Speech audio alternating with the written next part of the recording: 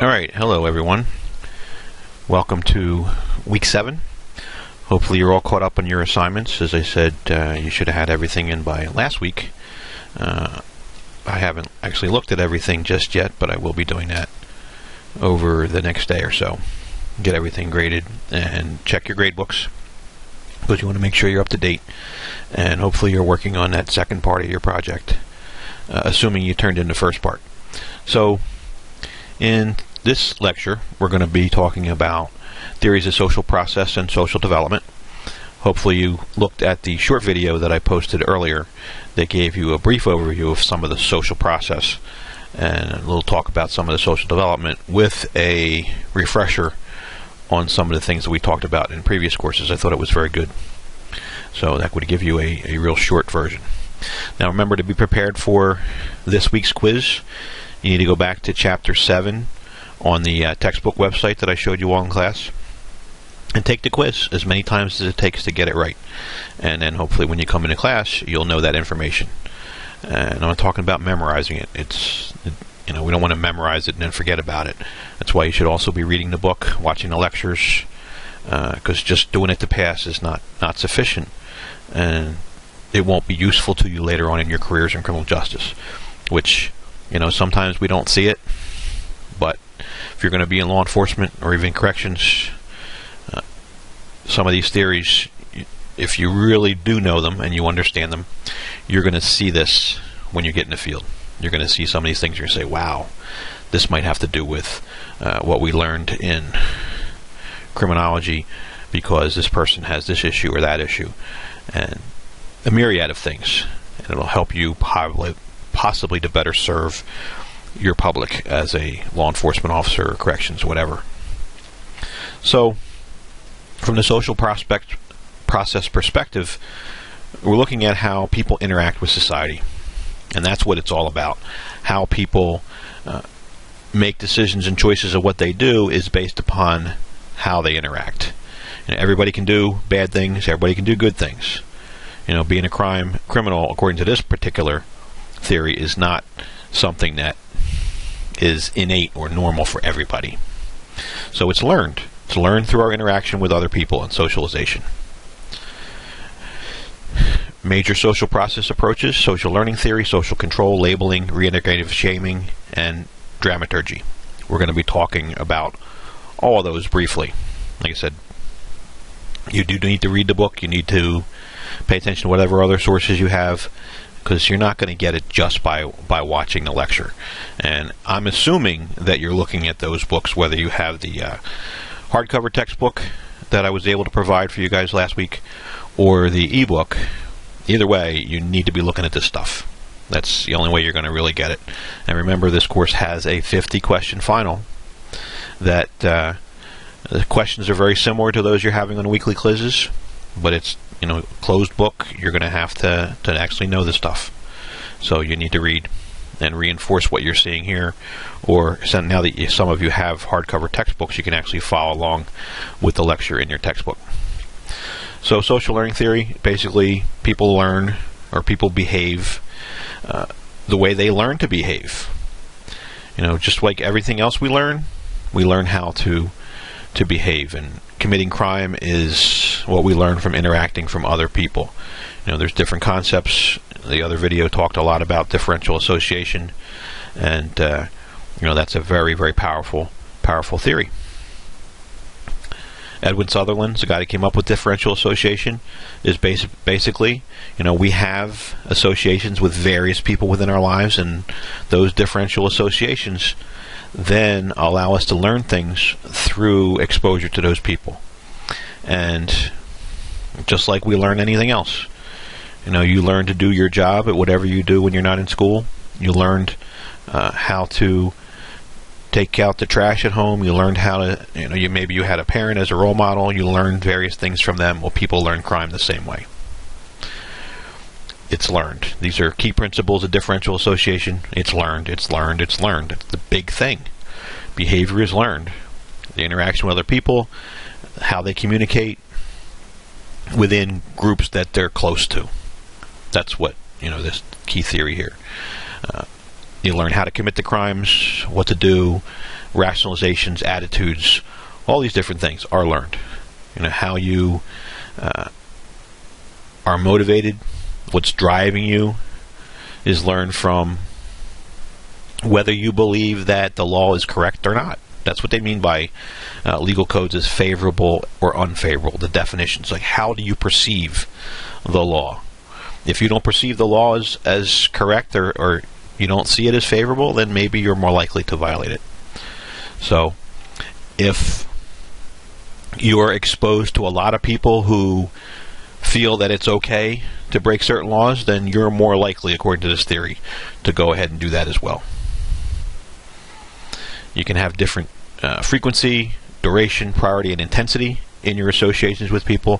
Think about, how often that you hang out with a certain person. If you see them every single day, several hours a day, they're going to have more of an influence, according to this theory, than someone that you see for 5 minutes a day, as an example. So think about, and some of you have some prior experiences, think about, how often did you spend time with your parents, brothers, sisters, as opposed to, especially as a teenager, how much time did you spend hanging out in the street with your friends? How much time did you spend in school? And what were you doing? Who were you talking to? What were the influences going on in school? All those things have an impact on your behavior. Same as learning anything else. All right, Burgess and Akers added the concept of reinforcement to differential association, so we learn how to do things and then it's rewarded in some way. Maybe because of our criminal behavior, we get into a certain group of people and we're accepted by them. Maybe there's a monetary reward. That reward, according to Burgess and Akers, then reinforces this behavior and makes it more likely we're going to continue that behavior. Same process.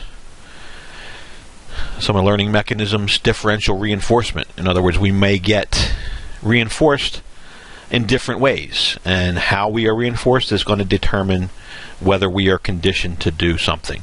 Imitation is like, who do we watch? Who do we look up to? Who do we see that we respect in some way, and how they behave, we may copy them. All right, Glaser basically said people pursue criminal behavior to the extent that they identify with real or imaginary persons. That's similar to the imitation idea, in that there's somebody real out there and they're a role model, and we model their behavior. Or maybe it's an imaginary person. Think of some superhero, if you're really into that superhero. Little kids, you see that. So it could be real or imaginary. It could be a character in some show that you watch all the time.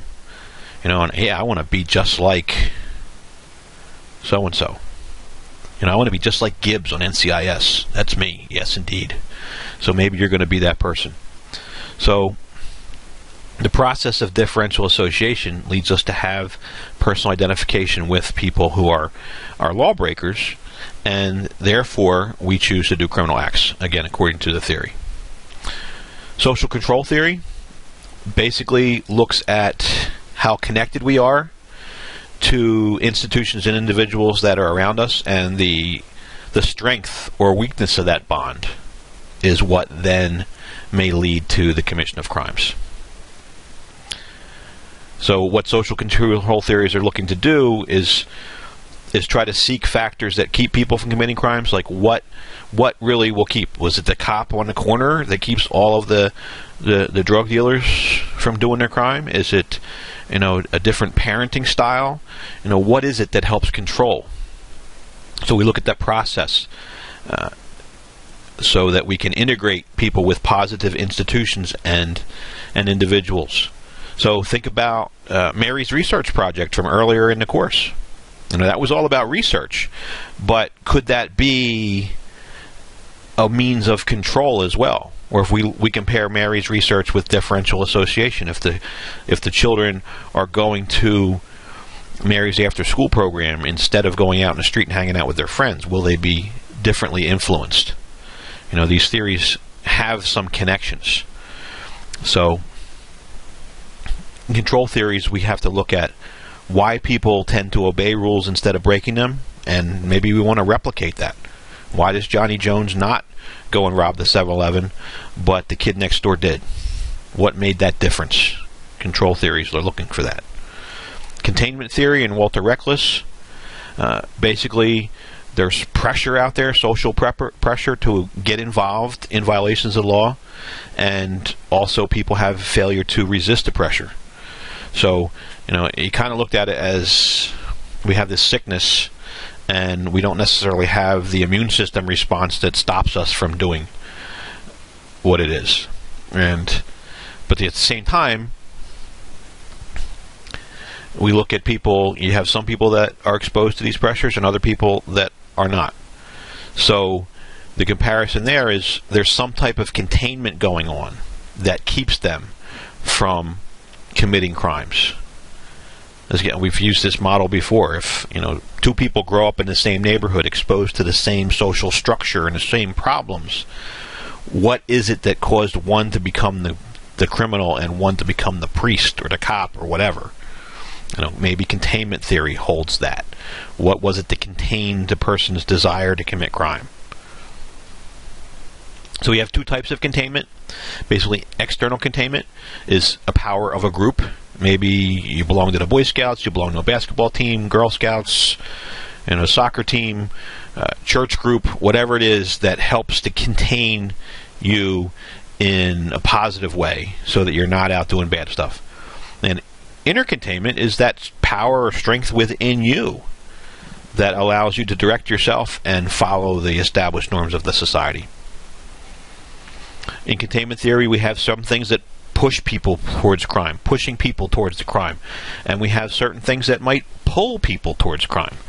Maybe it's that, look, I want to drive the BMW, and that pulls me to do it.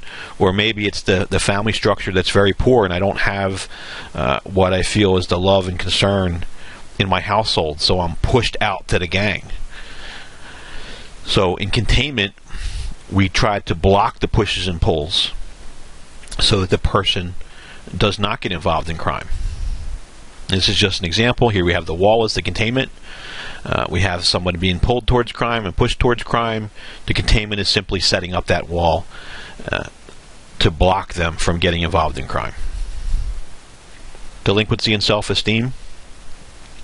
You may have heard a lot of this in some of the school programs you were in elementary, middle, high school.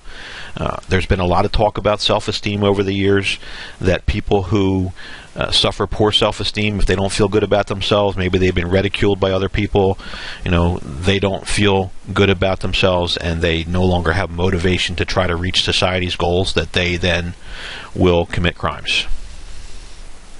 Social bond theory and Hirschi basically talk about successful socialization, that there's a bond between individuals and a social group, and depending upon the strength or weakness of that bond, again, people may get involved in deviance or crime.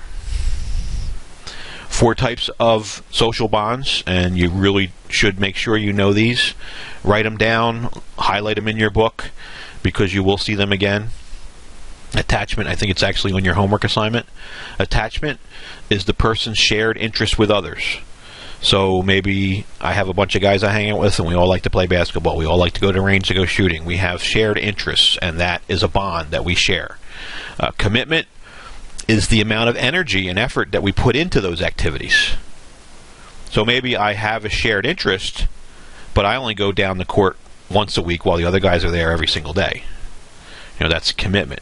Involvement, similar to commitment. Commitment's about energy and effort. Involvement's more about time. So it can be a little confusing thinking about that. But energy and effort, how much am I really investing? Where involvement is just how much time do I hang out with folks doing shared things. And then belief is if you have a shared value and moral system. General theory of crime, and as the other lecture that I shared with you talked about, general theories of crime have not necessarily been very successful over the years. Hirschi and Gottfredson basically said that people satisfy the desires of the moment, and crime is what happens when we don't restrain ourselves. So self-control, according to them, is the key concept. Being able to say, hey, you know what? I really want that car that's running outside the Wawa that the person just went in to buy their cigarettes. I could just jump in there and take it. Now, I don't know, how many times have you seen a car sitting outside a fast food restaurant or outside a convenience store where the person just left it there? I've seen it hundreds of times. Did I steal any of those cars? No. But somebody will. And that's the person without self-control. Control balance is basically there's a ratio between the control that's there and the control that, whether the control that people exert on you and the control that you have on others. And if it's out of balance, a person may be more likely to commit crimes. So an example of somebody who has a lot of control over someone else, maybe because they have so much control over them, that leads them to take advantage of the situation. Where if a person is subject to either too little control, where they figure, hey, nobody's looking, I can do whatever I want, or too much control where they maybe want to fight against it, those could lead to criminal activity. This is just a chart that gives you an idea of what we're talking about as far as control and control ratio. If you have, a deficit or a surplus in one of these areas, you're going to decide to do something that's not within the norms of society, as you can see. Labeling theory. This is an interesting theory. Labeling theory basically suggests that once you get locked up and you get charged, that you are labeled by society as a criminal. And that label then causes you to go out and commit future crimes. That it's basically, labeling theory suggests that it's the government's fault or the cops' fault or the criminal justice system's fault that then causes people to go out and commit crimes. And this is also the basis for a lot of our juvenile programs throughout the country. Juvenile programs have always tried to not charge children as adults because it was felt that if you brought them into the system, you labeled them as criminals, had them involved with criminal types, it might then cause them to continue. So you might have somebody who's labeled, somebody who is, if you put them in an adult prison, they're interacting with adult prisoners, so you have that differential association. All kinds of reasons why these young people might get more involved in crime as a result of being charged as adults. Now we know, depending upon a person, sometimes they're still going to be bad, regardless of how you treat them. Concepts. Tagging is basically a name for when the person is labeled. So the person's arrested, their name's in the paper. Johnny Jones shoplifted from Best Buy and stole a bunch of DVDs, and his name gets in the paper. That's tagging. Dramatization of evil is the idea that when somebody is seen as ultimately or irrevocably bad because they've been labeled. Look at maybe Bill Cosby right now. Bill Cosby was like a saint years ago. Everybody thought he was great. Nobody knew potentially what was going on. And now we have all these women coming out and saying that he is a rapist, has sexually assaulted them. And people are forming opinions of Bill Cosby, making him out to be an evil person. And he hasn't even been convicted of anything yet. That's yet to be seen whether it will happen or not. There's actually a case in Montgomery County that might go forward. They have until like January before the statute of limitations run out. So we'll see. Primary deviance and secondary deviance. In labeling theory, primary deviance is the first thing that you do. You go out and you shoplift. You've never been arrested or caught before. You go out and shoplift. The immediate problem is you didn't have enough money to buy something you really, really wanted. Or maybe, your friends you were hanging out with challenged you, so you go and do it. That's primary deviance. Secondary deviance, according to labeling theory, is what you do after you have been labeled. So now you think, oh, I'm a shoplifter. The whole world thinks I'm a shoplifter, so I'm going to go out and do it again. That's secondary deviance. Do you think it makes sense? I guess in some places or some respects with some people, depending on how serious the label is, maybe they'll give up hope and just follow that path, but I'm not real strong on this particular theory. But read about it and take it for what it's worth and see what you think. Howard Becker, Outsiders, basically blame society for deviance. Because we label people, because we push people out of society, we don't accept certain people, that causes people to become deviant. Of course, the problem is, and you're later on, there's a slide that says that one of the problems with labeling theory is it does not explain why persons commit crime in the first place. It only says, hey, because they got caught, they got labeled, now they're bad. Some of the contributions: deviance is a result of social processes, lots of different definitions, rather than a consequence of any quality inherent in human activity. In other words, they're saying that because the person is labeled, that's what deviance comes from, not from their own decisions and those things. People become deviant because society defines them as deviant, not because of their inborn traits. How society reacts causes them to become more criminal. People who feel negatively about themselves. Labeling by society and handling by the justice system perpetuate crime rather than reduce it. We hear a lot about that today. There's people that do, I think, subscribe to this theory, and that you hear about organizations like Decarcerate Pennsylvania, all the people talking about mass incarceration, in that if we take these people and arrest them, especially those for minor crimes that might not be considered dangerous, and we lock them up, they then become convicts, and when they get out, they're labeled as an ex-convict, and that then causes, according to this theory, them to not be able to get jobs, not be able to participate in society just like normal people do, and therefore have to resort to crime to satisfy their needs. It also defined different types of delinquents. Interesting definition: a pure delinquent, somebody who is committing the behavior and is actually accurately labeled. So somebody who really is the sick individual that we want to label. So let's say a serial killer who kills 10 people. He's never been caught. And that day that he does get caught, and everybody knows he's a serial killer, and they're so labeled, well, probably pretty clear to most of us, if that person actually committed all those murders, they're a pure deviant. A falsely accused deviant is the person, let's say the same kind of case. You have someone who is a suspect in a serial murder, but they didn't commit it.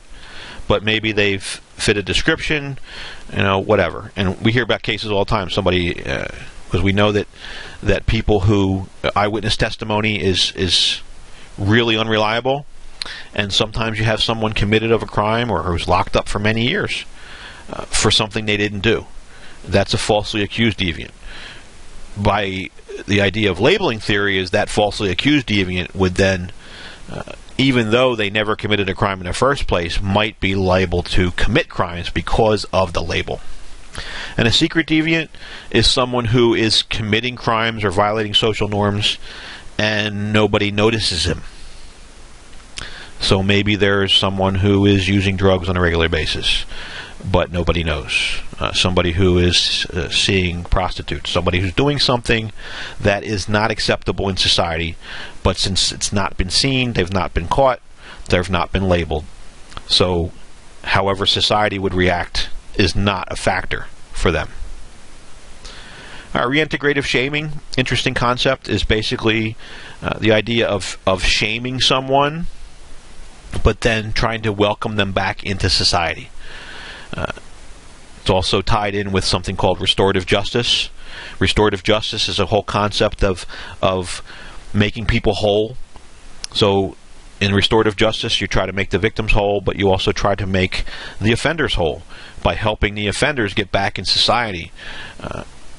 Maybe you give them job training, you do things to try to help them become a normal contributing member of society. In other words, condemn the crime, not the criminal. So definitions: stigmatic shaming is when you shame somebody and you try to destroy the bond, or not that you're trying to destroy the bond, but it does, because you shame them in such a way that they feel really bad about it and they feel separated from the community. Reintegrative shaming, as I already described, is you give them a sanction, but then you want to strengthen the bond. So depending on how you sanction them, how you label them, how you treat them, it could be one or the other. And we do have some videos that I'm going to show you in class about some judges that have purposely done shaming, and there's a great debate. The videos, again, on the ABC News videos we have are a few years old, but there are more recent cases of the exact same thing and the exact same discussion as to the value of shaming people, like somebody walking out with a sign outside of a store saying that, yes, I robbed this store, or somebody driving around with a t-shirt that says, I am a drunk driver, or I was a drunk driver, or I'm a sex offender, or I'm this, or I'm that. Having those labels, having them wear those labels for a period of time is an example of shaming. All right, dramaturgy is an interesting concept. Is basically we all have an impression that we want to give to society, and the suggestion is, depending upon how we feel about ourselves and what the impression that's posed out there is going to determine whether we commit crimes or not. And you see the term stigma. Well, stigma sounds a lot like that shaming we were just talking about. If there's a stigma around a certain piece, a certain crime, like we talked last week about that young Asian man who supposedly has some mental issues, who was out talking to little kids. Well, is there now a stigma on this guy that, hey, he's talking to little kids, he might be a sex offender, even though he may not be because of his mental issues? Maybe he just likes to talk to kids like any other kid because he doesn't have the mental ability to comprehend that him as an adult, it's not appropriate for him to be talking to these youngsters. Like, I have an elementary school around the corner. Would it be appropriate for me to step out to the corner and chat with the young kids that are being the safeties, while the other kids cross the street? I doubt it. I think somebody would be calling the police. Somebody would be like, hey, what are you doing out here? Where, on the other hand, if I'm one of the students and I'm like the same age and I'm out talking to those kids, there's no problem.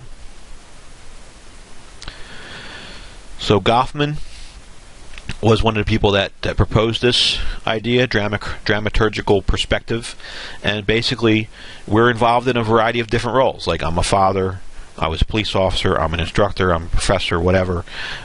You're involved in a lot of different roles, and what we have to do is manage those roles. And sometimes those roles are at cross purposes and cause some problems. So impression management is when we behave in a certain way so that we basically show the right impression. How our impressions or impressions of us can be changed is maybe there's some discrediting information out there. Look at a perfect example of this type of thing. Look at all of our presidential candidates. Like tonight, I believe at 9 o'clock, there's going to be a Republican presidential debate. And everyone wants to have that impression that I am the best person to lead this country. I'm the one who's going to do the job. I'm the one who's going to do it right. I'm going to save the world, to save the USA. I'm going to make it stronger. I'm going to make it great again, as Trump would say. But at the same time, they're all trying to bash each other and maybe discredit each other as far as the information that's out there. I just heard a ridiculous thing I read in a paper today about Ben Carson.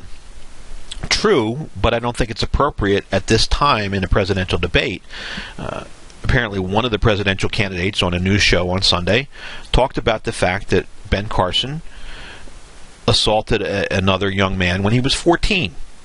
If you watch the movie Gifted Hands, which is about Ben Carson, he actually attempted to stab one of his classmates at school. Well, now another candidate brought that out. Like, okay, this guy is a gifted surgeon. After, 30, 40 years as a surgeon, he retires, and now we're going to try to discredit him because he tried to stab somebody when he was a teenager and really misguided at that point. He changed his whole life. So this discrediting information is trying to create an impression of, hey, this is a bad guy. Do we want this guy to be president? So something that we have to really be concerned about is how people present themselves, and sometimes people are doing bad things but present themselves in a good way, and sometimes other people want to make people look bad. And does that cause them to commit crimes? All right, policy implications is always like, what if we know that the process that people go through, if we know that their learning process, differential association, as I asked in the question this week, if we know that people learn from others, how can we use that as a tool to prevent crime? And these are examples of some programs. If you want to do some research, there's a lot of programs out there. Matter of fact, in your probation and parole class, one of the assignments for probation and parole is looking at a variety of programs.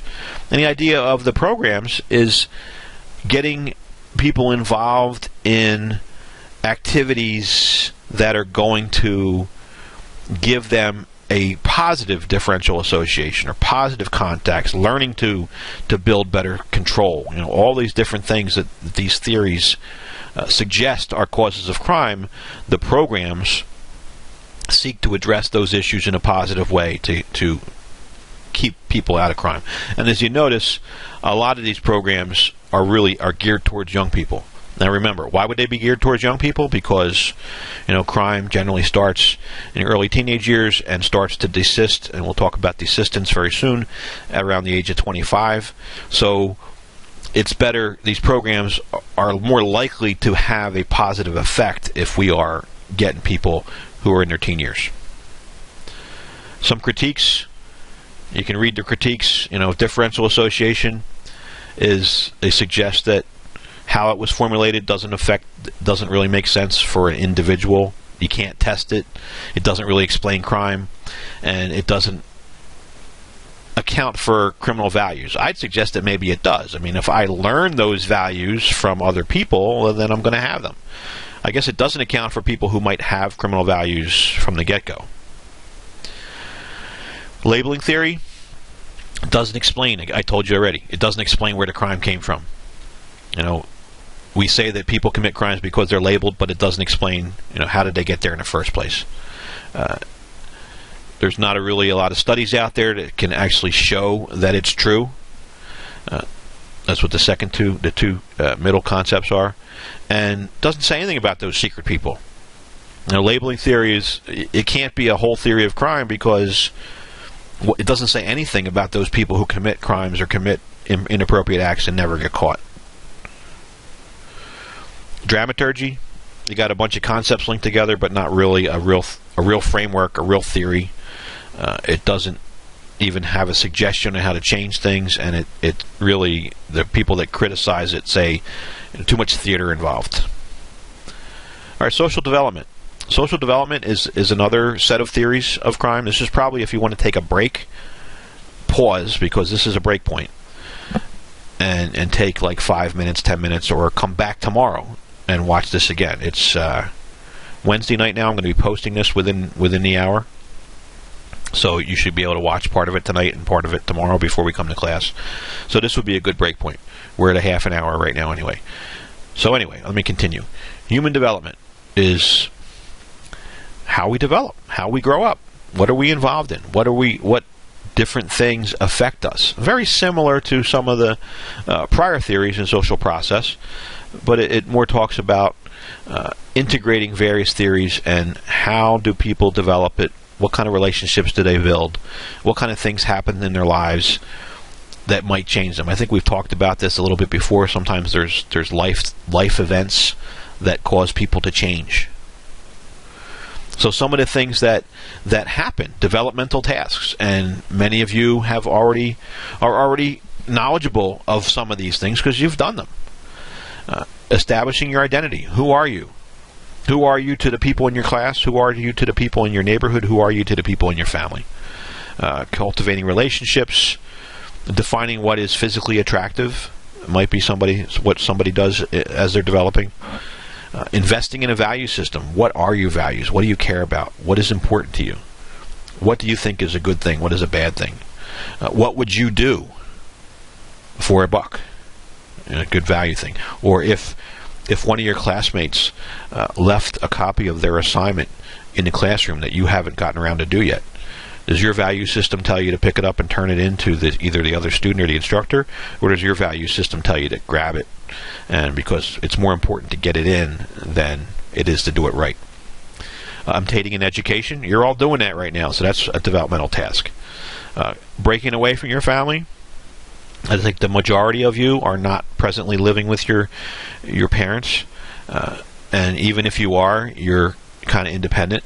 So that's a developmental task. Obtaining and maintaining gainful employment. Well, obviously the goal of your education right now is to move on to the next level in your life. So that is a big task. And obviously we need to survive, so all of you need, unless you have a mentor or somebody that's supporting you, you need a way to support you and your family, and that's pretty important. But getting that could be a big difference in your life, big difference in your attitude. Alright, so life course theories tie into this theories of development, social development perspective. Life course is we have development of criminal careers. You have various influences that affect people throughout their life course.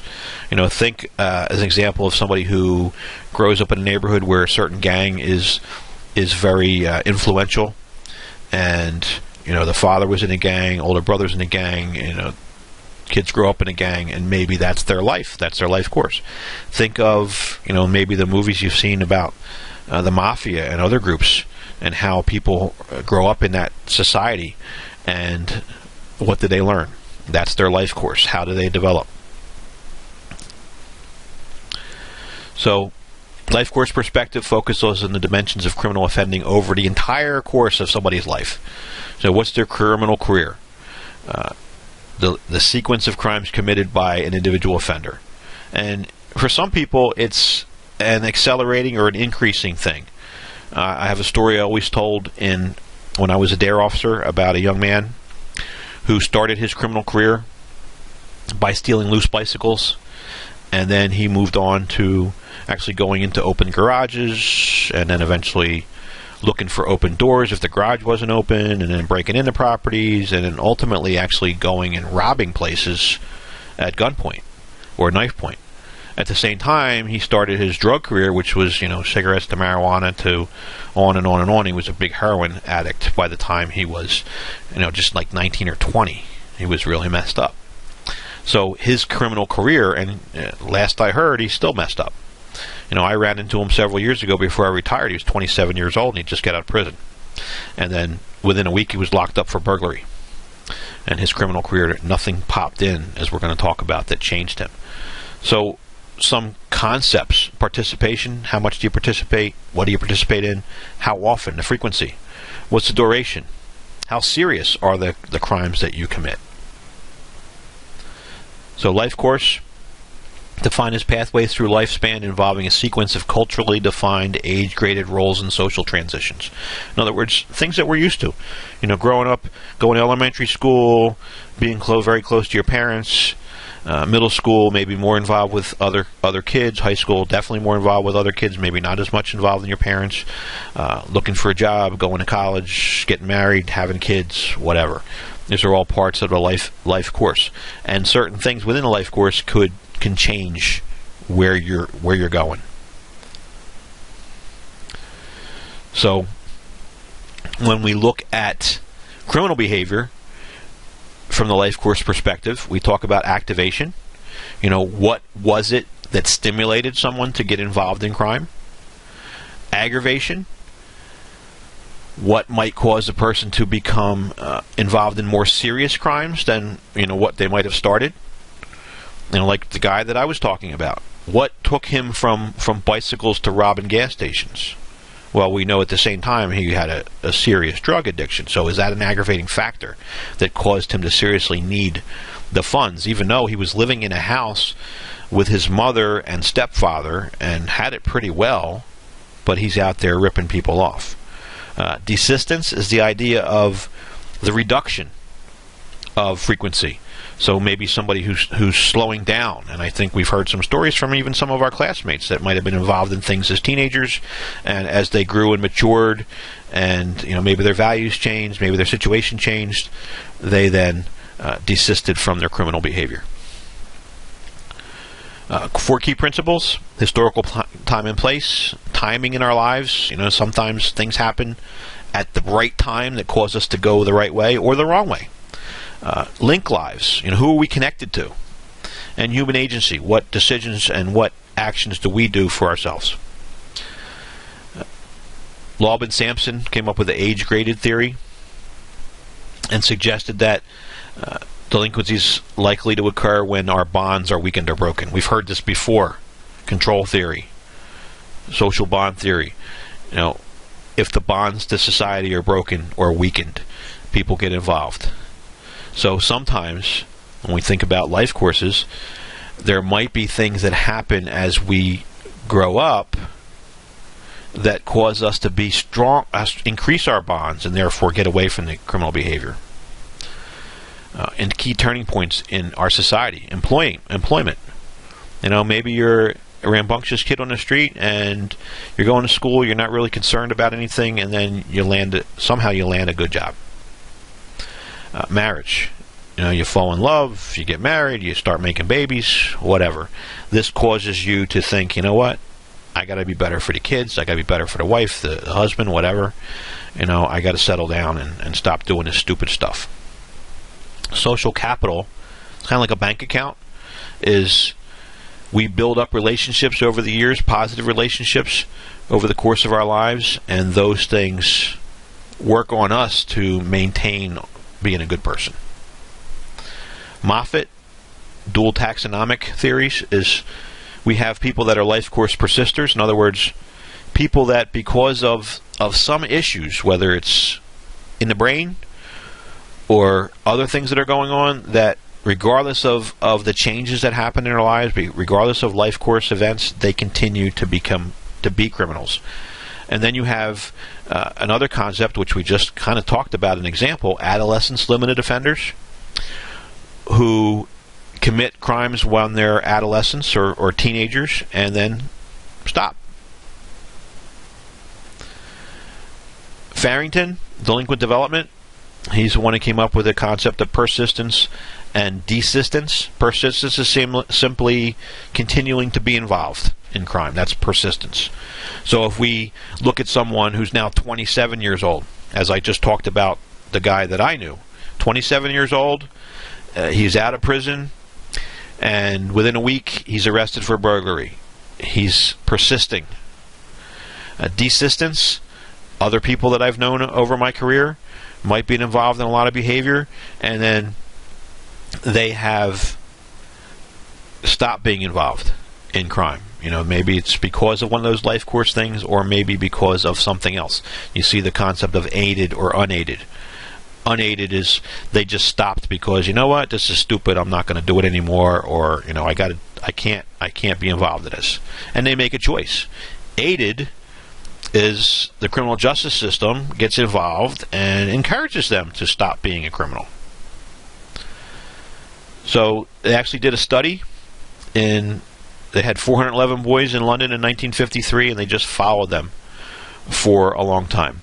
They basically looked at how they got involved in crime, what was going on in their lives, and what they saw was that their offenses peaked at 17 or 18 and then declined, and by the age of 35, many of these 411 people involved in this study had become normal conforming adults, which is consistent with other data that we have, because other data shows us that people generally stop getting involved in crime approximately the age of 25. That's the average. So this makes perfect sense, the study that they did. All right, some components of desistance.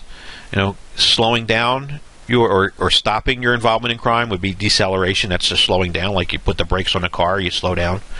Specialization, maybe getting involved in a certain type of thing, which maybe you're not going to do as many different things. De-escalation, which is lowering the seriousness of the crimes you're involved in. And maybe you reach a ceiling. You got to the top and you're like, this is it. I got to stop. And we'll see later on when we look at some of the actual crimes in the later parts of the course. We'll see people that really were at the top of their game and opted to get out. Evolutionary ecology, Cohen and Mashalek, they were looking at how people developed over the course of their lives. They tried to explain how people got to be criminals and when and why they express it as crime and how the groups respond and how these phenomena interact. This is really an integrated theory because if you look at what it says here, we've already seen some of this. You know, how did they acquire criminality? Do they acquire it through differential association that we already looked at? Do they acquire it because they have lack of social control? When and why do they express it as crime? In other words, when do they do the crime? If they have issues, when do they actually act on those issues? And how do individuals and groups respond? Well, this might be bringing in that labeling theory. If the group responds in a way that labels or shames somebody, and how does all this stuff interact? Interactional theory, Thornberry, basically says that we're looking at the bonds, the weakening of the bonds to conventional society. Again, we've heard this over and over again. So a lot of these theories are very similar in that people interact with each other and they're going to commit crime because their bond to the conventional society and the conventional norms are weakened or broken. Developmental pathways is just looking at how people develop over the years and what path do they take. And there's obviously programs that try to assist people in their development. And this is a chart. It just tries to give you an example of how people might develop a pathway to get themselves involved in crime. You know, and you see it goes from the very bottom is somebody before age 12. Maybe they have issues with authority.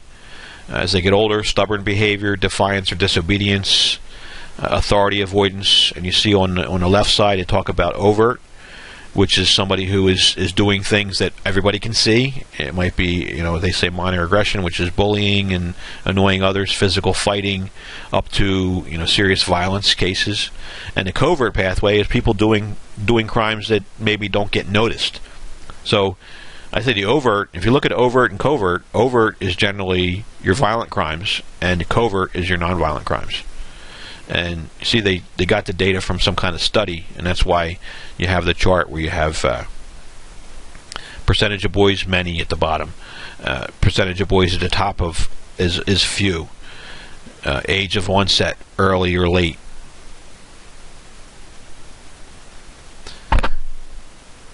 All right, Chicago Human Development Process is just was just a way of looking at people. And they try to figure out how criminal behavior evolved, and they studied people from birth up to age 32. And as of this slideshow, and I suggest that someone look this up and see what the current status of this is, because as of 2009, it was in process. And early results suggested that if you had targeted interventions, in other words, you have identified a group of people that might need some help, and you targeted them with some type of intervention, that you could lower the rates of crime. All right, so policy implications. With regard to social process, interactional theories, you're talking about programs. Usually government programs, non-profit programs. Here you got the Office of Juvenile Justice, Delinquency Prevention. They come up with a program, you share it with communities. Communities act out on these programs and try to make a dent in the crime. Boys and Girls Clubs, again, you're probably familiar with this. Boys and Girls Clubs operate in pretty much every major city in the nation, try to get kids off the street, involved in positive activities, just like that research project that you did or you studied a few weeks ago. Some critiques, definitions aren't good, difficulties in developing risk and needs assessment. In other words, risk and needs assessment is when we try to figure out what it is that would be the things that we need to look at. when I was a DARE officer, I was also the chairperson of our Municipal Drug Alliance, and we had to do a community needs assessment and a risk assessment where we would look at what's going on within our community that could lead to improper use of drugs, whether it be prescription drugs, illicit drugs, whatever. So they've had some problems in developing the devices to assess in both pure and applied research. Remember what pure research is? Somebody's gathering information just to get the knowledge, where applied research are actually doing something that's going to get them knowledge, but actually interact with the community at the same time. And that's what Mary's research project was, because she was actually working with these kids. All right. So this concludes this particular lecture on social process theories, social development theories. The next segment, this particular week, there's supposed to be 2 chapters, and the next one is on conflict theories. It's really short. Basically, conflict theories are looking back when we talked last week about subcultural theories and conflict between different groups within cultures. Conflict is you have maybe a certain group of people that has conflict with the larger society. So please take a look at the book. Do the quiz for both for chapter 7, and we'll see you Friday.